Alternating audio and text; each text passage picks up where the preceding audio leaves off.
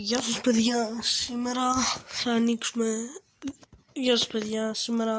θα ανοίξουμε δύο packs στο FC Mobile. Το πρώτο είναι αυτό 94-98 που έχει στους Heroes Touch Ισπανία, πες μου ότι είναι 98 right back. Καρβαχάλ 95 είναι. Ναι,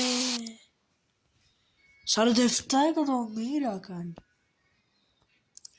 Τώρα πάμε για το άλλο pack.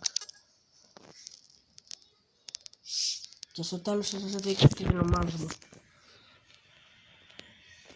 Το δεύτερο pack είναι αυτό με το 96-101 με 2.000 gems.